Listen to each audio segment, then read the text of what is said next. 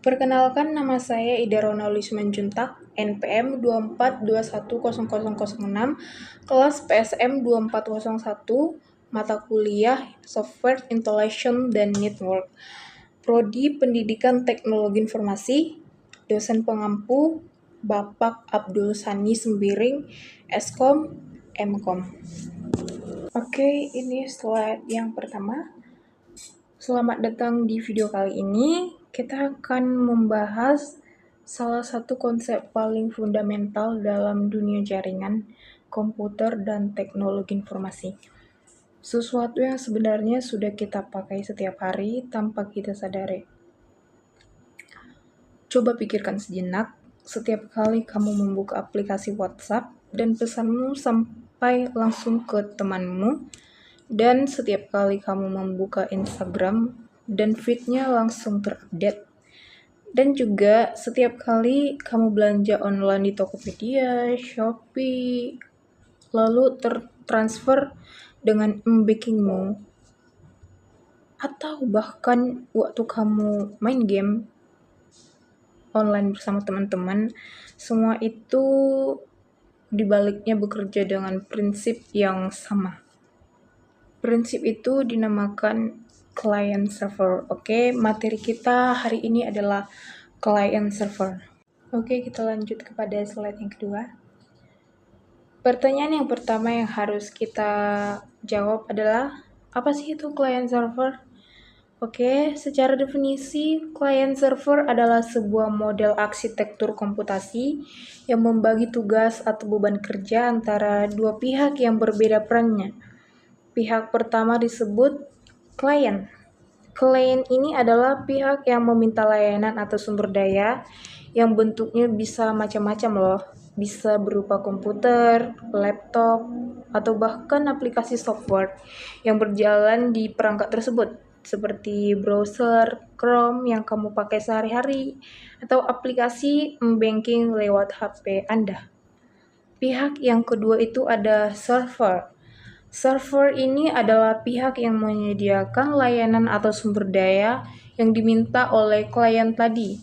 Server biasanya berupa komputer dengan spesifikasi tinggi yang menyala terus-menerus, siap melayani permintaan kapanpun datangnya. Nah, yang menarik dari kedua pihak ini, klien dan server tidak berada di ruangan yang sama. Mereka saling terhubung dan aplikasi lewat sebuah jaringan komputer, biasanya lokal atau LAN. Biasanya jaringan yang lebih luas atau WAN, atau yang paling umum ya lewat internet itu sendiri.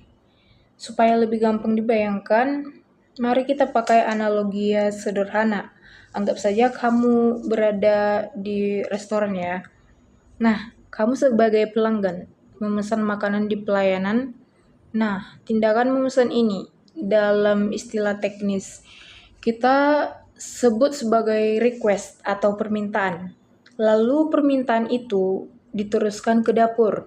Di dapur, sang koki menyiapkan makanan sesuai pesananmu, lalu mengirimkan kembali ke meja pelayanan. Nah, ini disebut dengan respons atau tanggapan dan jawaban.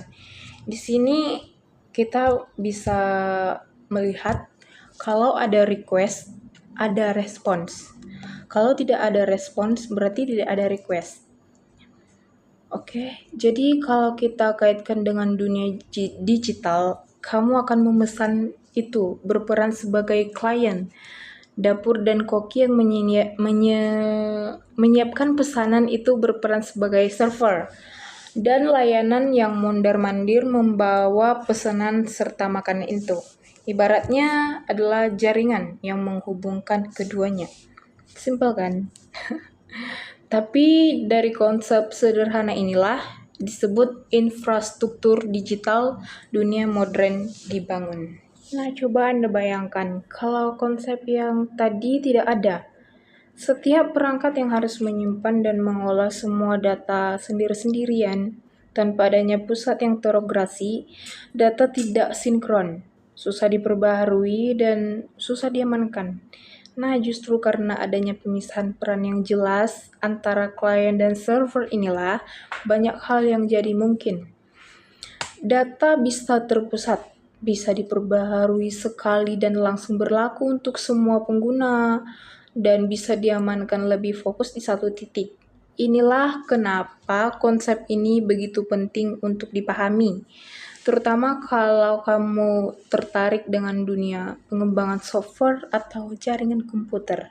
Sekarang supaya pemahaman kita makin dalam, mari kita mundur sejenak dan lihat bagaimana konsep client server ini berkembang dari waktu ke waktu. Karena konsep ini tidak muncul begitu saja, ada proses evolusi yang cukup panjang di baliknya. Dan kita mulai dari era 1960 sampai 1970-an. Oke, di masa ini komputer masih berbentuk mainframe. Komputer raksasa yang harganya yang sangat mahal, ukurannya bisa memenuhi ruangan yang penuh. Pengguna mengakses mainframe ini lewat sebuah perangkat yang disebut dengan terminal. Terminal di masa ini sifatnya sangat sederhana. Dia tidak bisa punya kemampuan memproses data sama sekali, istilahnya dumb terminal. Semua pemrosesan data dilakukan sepenuhnya di mainframe pusat. Terminal cuma jadi jendela untuk menampilkan hasilnya saja. Lalu kita masuk ke era 1980 sampai 1990-an. Muncul yang namanya client server klasik. Di sini, di era ini, mulai dari komputer pribadi atau PC yang punya kemampuan proses sendiri. Jadi klien sekarang tidak berguna lah istilahnya. Dia bisa mengolah data sendiri dan hanya meminta data atau layanan tertentu di server saat dibutuhkan saja. Ini bisa jadi cikal bahkan arsitektur client server modern yang tidak kenal sekarang. Masuk di tahun 2000-an, era internet mulai booming. Muncul yang namanya client server berbasis web, browser, seperti Internet Explorer waktu itu, atau zaman sekarang Chrome dan Firefox. Menjadi klien yang universal, artinya satu aplikasi browser bisa dipakai untuk mengakses berbagai macam server di web seluruh dunia, tanpa perlunya install aplikasi khusus untuk tiap layanan. Dan yang terakhir ada era 2010 hingga saat ini, era zaman sekarang ya. Kita masuk ke masa cloud computing and Microsoft Service. Server sekarang tidak lagi harus berupa mesin dalam satu tempat. Server bisa tersebar di banyak lokasi data center di seluruh dunia dengan kemampuan menambah atau mengurangi kapasitas secara otomatis sesuai kebutuhan. Ini yang disebut dengan skalabilitas otomatis. Bahkan satu aplikasi besar sekarang sering dipecah jadi banyak layanan-layanan kecil yang saling terhubung, yang disebut microservice. Jadi, dari mainframe raksasa yang sangat kaku sampai cloud yang fleksibel sekarang, itulah perjalanan yang evolusi client server. Di slide selanjutnya ada komponen utama client server. Yang pertama ada client, jaringan atau network, server, serta protokol komunikasi. Di sini nampak ya, ada 4 komponen utama client server. Setelah memahami sejarahnya tadi, sekarang mari kita beda lebih detail apa saja dari komponen-komponen yang membangun sebuah sistem client server. Ada 4 komponen utama yang tadi ya. Yang pertama itu ada client. Seperti yang sudah kita bahas, klien adalah perangkat atau aplikasi yang meminta data atau layanan. Contohnya banyak sekali di kehidupan sehari-hari. Browser di laptop kamu, aplikasi di Instagram HP kamu, aplikasi Zoom yang saat kamu gunakan saat meeting, semuanya adalah klien. Komponen yang kedua itu ada server. Server adalah penyediaan layanan yang bersifat selalu aktif dan mendengarkan. Dalam istilah teknik itu ada listening, permintaan yang datang dari klien, lewat sebuah pintu komunikasi yang disebut port.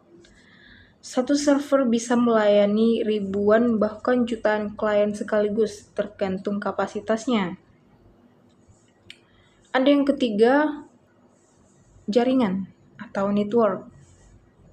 Ini adalah media yang menghubungkan klien dan server supaya mereka bisa saling berkomunikasi.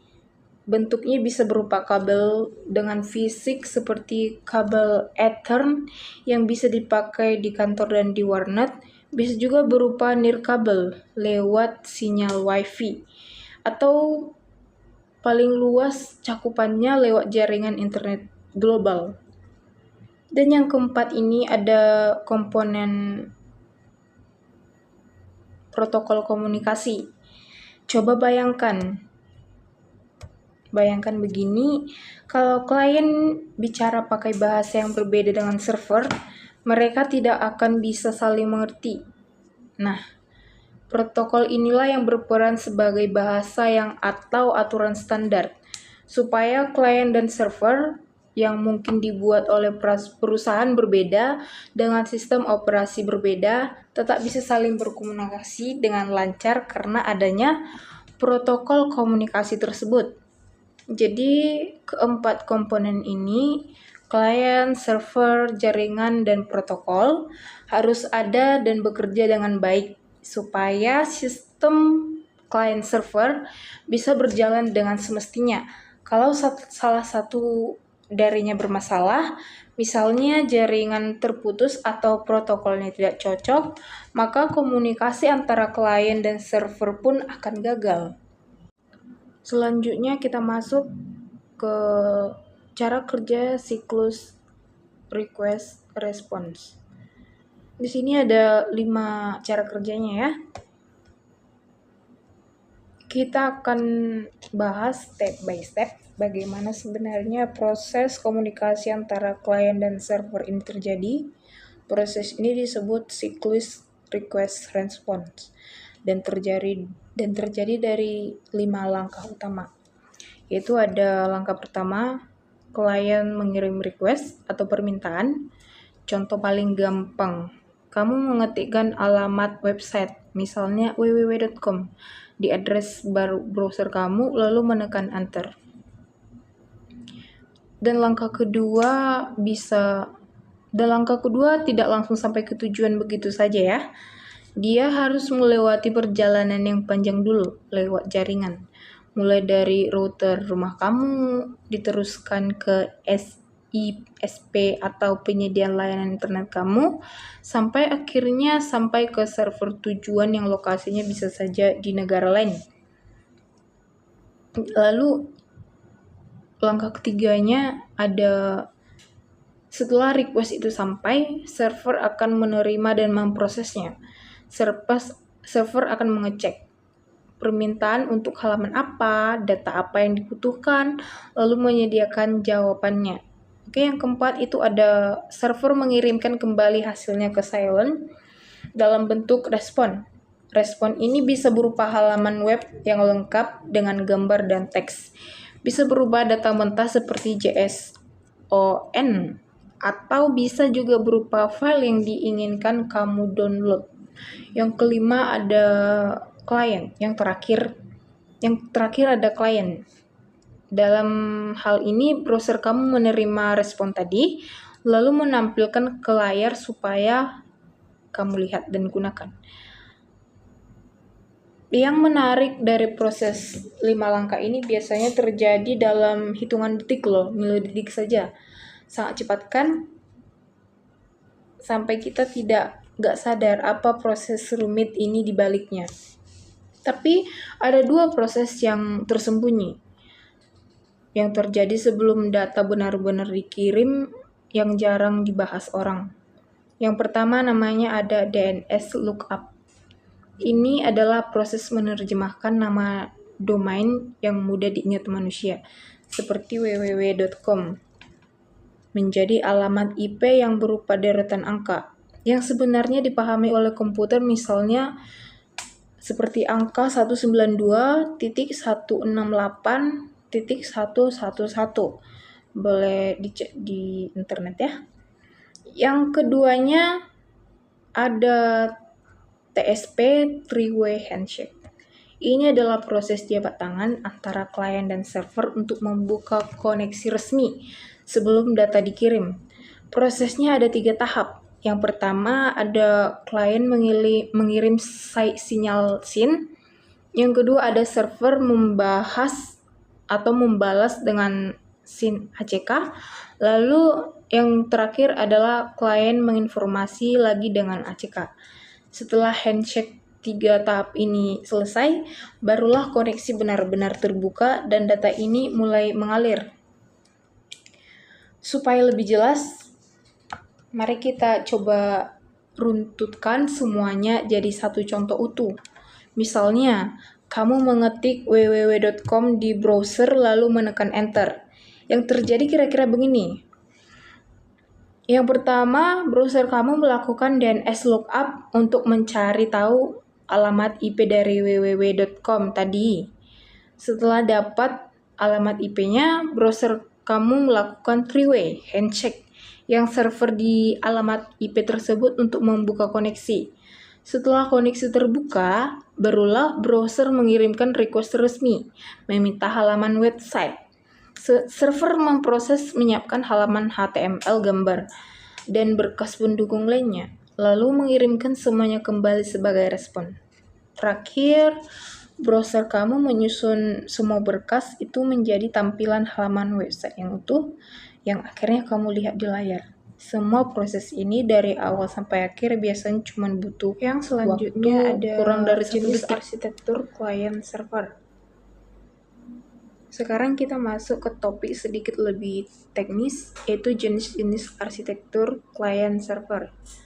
Perlu diketahui, tidak semua sistem client server dibangun dengan cara yang sama, tergantung skala dan kompleksitas kebutuhannya. Arsitekturnya bisa berbeda-beda, ada 3 jenis utama yang akan kita bahas nantinya. Oke, sekarang aja kita bahas. Yang pertama adalah arsitektur two-tier atau 2 lapisan.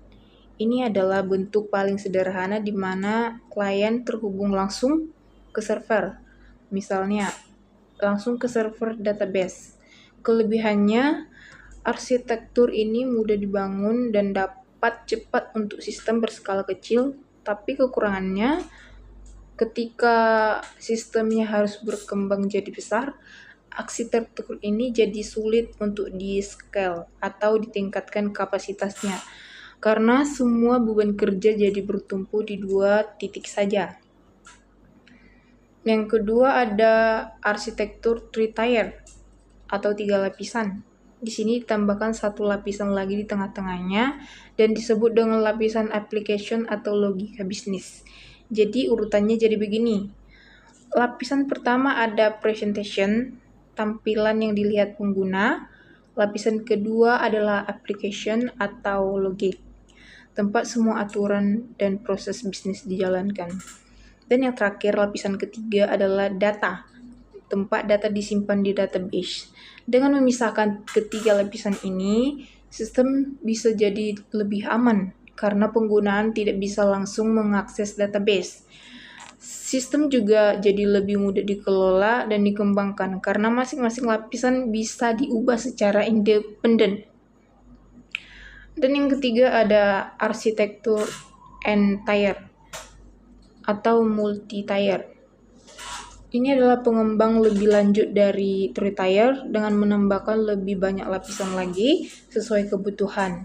Bisa ditambahkan dengan load balancer untuk membagi beban trafik, lapisan cacher untuk mempercepat akses data yang sering diminta.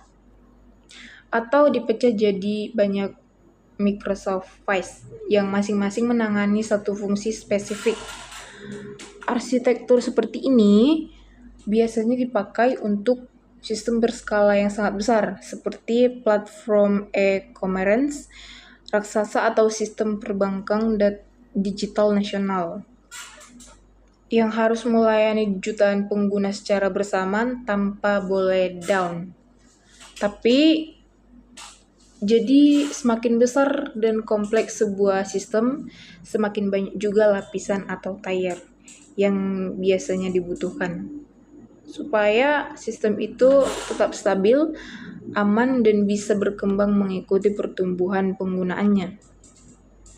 Sebagai gambaran aplikasi kasir sederhana di sebuah toko kecil, mungkin masih cukup memakai arsitektur two-tier tadi ya, karena penggunaannya terbatas dan datanya tidak terlalu kompleks.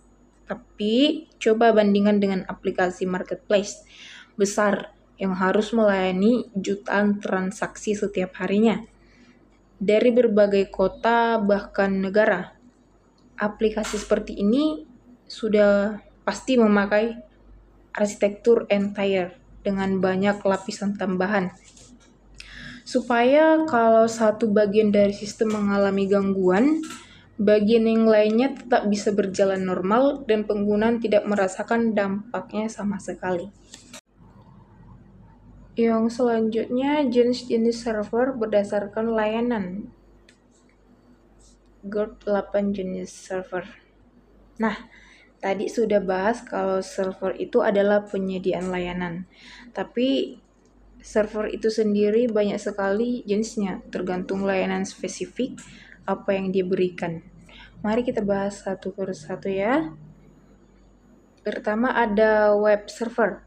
Tugasnya menyajikan halaman-halaman website supaya bisa diakses lewat browser. Contohnya software-nya yang berpopuler dan Apache. Yang kedua ada database server. Tugasnya menyiapkan dan mengelola data dalam jumlah besar secara terstruktur. Contohnya MySQL, PostgreSQL, atau Oracle. Server jenis ini biasanya jadi jantung dari banyak aplikasi karena semua data penting tersimpan di sini. Yang ketiga ada file server. Fungsinya untuk menyimpan dan membagikan file antara pengguna dalam satu jaringan, misalnya di kantor. Keempat ada email server yang mengurus pengiriman dari penerima email. Ini yang bekerja setiap kali kamu kirim atau terima email lewat Gmail atau Outlook. Kelima ada DNS server yang tadi sempat kita singgung di bagian cara kerja. Fungsi ini menerjemahkan nama domain jadi alamat IP. Salah satu DNS server paling terkenal adalah milik Google. Alamatnya adalah 8.8.8.8 yang gampang sekali diingat. Keenam ada proxy server yang berfungsi sebagai perantara antara silent dan server tujuan. Biasanya untuk keperluan keamanan atau menyembunyikan identitas asli pengguna. Dan ketujuh ada aplikasi server yang menjalankan logika aplikasi di sisi server, contohnya Apache Tomcat atau Node.js. Dan yang kedelapan ini ada game server yang mengelola sisi permainan multiplayer online, memastikan semua pemain melihat kondisi permainan yang sama secara real time. Ini bikin kamu bisa mabar bareng teman meskipun beda kota atau beda negara. Jadi satu server itu biasanya dikhususkan untuk satu jenis layanan tertentu saja supaya kinerjanya optimal dan mudah dikelola. Bahkan dalam satu perusahaan besar bisa saja ada puluhan bahkan ratusan server dengan jenis dan fungsi yang berbeda-beda. Bekerja sama untuk menjalankan satu layanan yang utuh. Sebagai contoh, coba bayangkan aplikasi marketplace. Di baliknya ada web server yang menyaksikan tampilan aplikasinya. Database server yang menyimpan data produksi transaksi, mail server yang mengirim email notification pesanannya, dan masih banyak lagi. Satu aplikasi yang terlihat sederhana di layar HP kamu sebenarnya ditopang oleh puluhan jenis server yang bekerja sama secara harmonis di belakang layar. Selanjutnya, protokol yang berperan. Sekarang mari kita perdalam protokol apa saja sih yang paling berperan dalam komunikasi client server. Yang paling fundamental adalah TCP atau IP. Ini adalah fondasi dari seluruh komunikasi data di internet. Hampir semua protokol lain yang akan kita bahas sebenarnya berjalan di atas TCP atau IP ini. Lalu apa HTTPE dan HTTPS? Yang paling sering kita pakai untuk mengakses halaman web. Bedanya, HTTPS sudah dilengkapi enkripsi menggunakan SSL atau TLS. Jadi data yang dikirim lebih aman dari penyadapan. Makanya sekarang hampir semua website sudah wajib pakai HTTPS karena lebih aman ya. Ditandai dengan ikon gembok di address bar browser.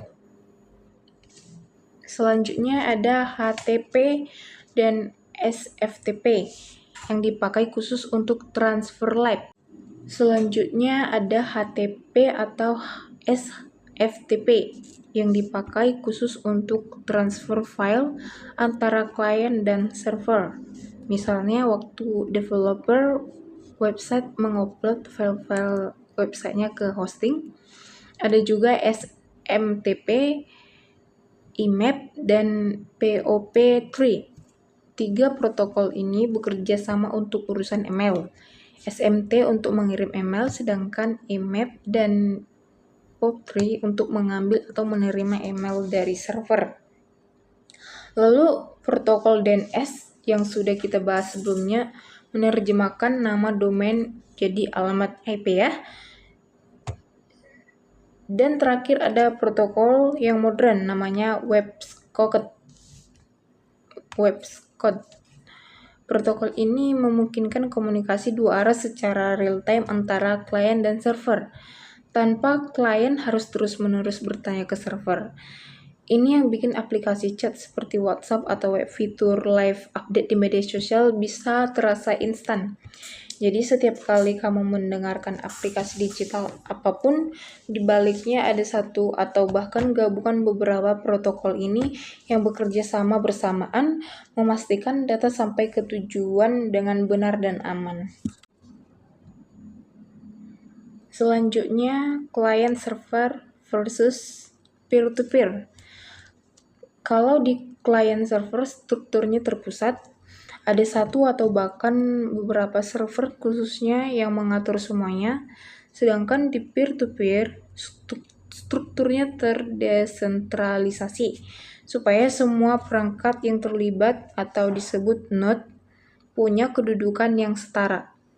Tidak ada yang jadi pusat komando. Dari sisi keamanan, client server ini lebih mudah dikontrol atau diawasi karena semua akses terpusat lewat satu titik, sedangkan di peer-to-peer karena tersebar jadi lebih sulit untuk diawasi secara menyeluruh. Dari sisi biaya, client server butuh biaya untuk membeli dan merawat server khusus, sedangkan peer-to-peer tidak butuh server khusus karena semua node saling berbagai beban. Dari sisi skalabilitas, di client server, kemampuan sistem itu sangat bergantung pada kapasitas server yang ada. Sedangkan di peer-to-peer, semakin banyak node atau pengguna baru yang bergabung, biasanya kapasitas seluruh jaringan justru semakin bertambah secara alami. Untuk contoh penerapan, client server itu kita temui di website, layanan email, aplikasi perbankan digital, sedangkan peer-to-peer contoh paling terkenal adalah BitTorrent untuk berbagai file. Dan yang lagi ramai dibicarakan sekarang, teknologi blockchain yang mendasari cryptocurrency. Menariknya di dunia nyata, kedua model ini sangat digabungkan jadi satu, yang disebut model hybrid. Misalnya pada aplikasi berbagai file modern, sebagian proses tetap memakai server pusat untuk autentikasi dan pencarian, tapi transfer file sebenarnya dilakukan secara peer-to-peer, langsung antara pengguna, supaya lebih cepat dan mengurangi beban di server tersebut. Jadi, Kedua konsep ini bukan saling menggantikan, tapi saling melengkapi tergantung kebutuhan. Selanjutnya ada kelebihan dan kekurangan. Arsitektur client-server ini juga tidak sempurna.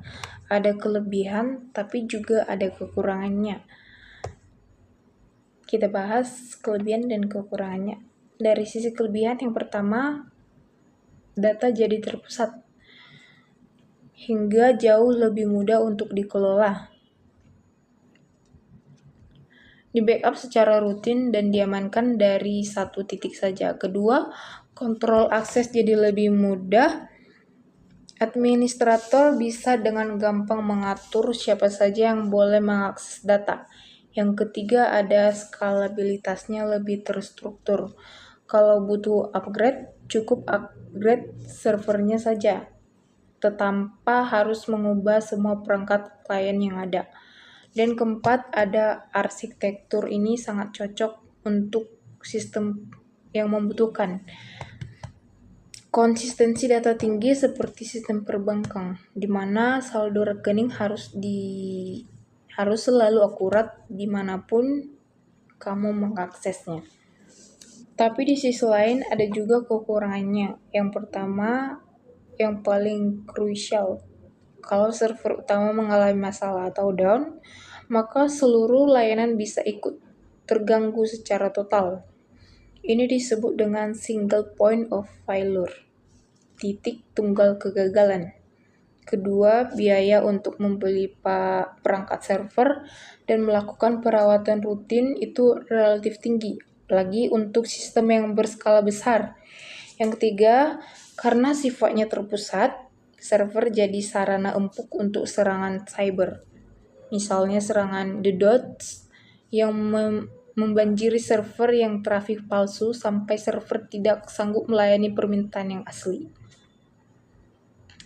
Jadi, penting bagi para pengembang sistem untuk benar-benar mempertimbangkan kelebihan dan kekurangan ini supaya bisa merancang sistem yang tidak hanya berfungsi dengan baik, tapi juga tetap aman dan andal dalam jangka yang panjang. Ada contoh-contoh penerapan client server yang mungkin dipakai setiap hari tanpa kita sadari. Yang pertama itu yang paling sederhana, ada browsing website. Setiap kali buka Google, Wikipedia, atau website apapun, browser kamu sangat klien. Mengirim request ke web server dan web server untuk membalas dengan menampilkan halamannya. Yang kedua, email. Aplikasi email di HP atau di laptop berkomunikasi dengan mail server untuk mengirim dan menerima pesan. Yang ketiga, dan ini yang paling sensitif, perbankan digital. Setiap kali kamu buka aplikasi banking untuk cek saldo atau transfer uang aplikasi itu, sebagai klien, terhubung ke server bank untuk menyimpan seluruh data transaksi dan saldo kamu di database yang sangat aman. Yang keempat, game online. Saat kamu main game multiplayer seperti Mobile Legends atau PUBG, FF, klien game di HP kamu terus-menerus berkomunikasi dengan server pusat, supaya posisi kamu, musuh, dan semua kejadian dalam game tetap tersinkron secara real-time dengan pemain lama.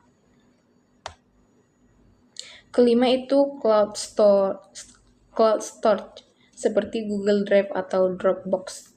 Setiap kali kamu upload atau download file, itu adalah klien kamu yang berkomunikasi dengan server penyimpanan cloud. Dan yang keenam itu layanan streaming. Seperti YouTube atau Netflix, kamu menonton video, klien memutar video untuk secara bertahap, atau streaming, sambil terus meminta potongan-potongan data video berikutnya dari server tanpa harus mendownload seluruh file terlebih dahulu. Jadi kalau kita lihat, hampir seluruh aktivitas digital kita sehari-hari, mulai dari hal sepele sampai hal yang krusial seperti urusan keuangan, semua berjalan di atas fondasi arsitektur client server ini. Keamanan dalam client server.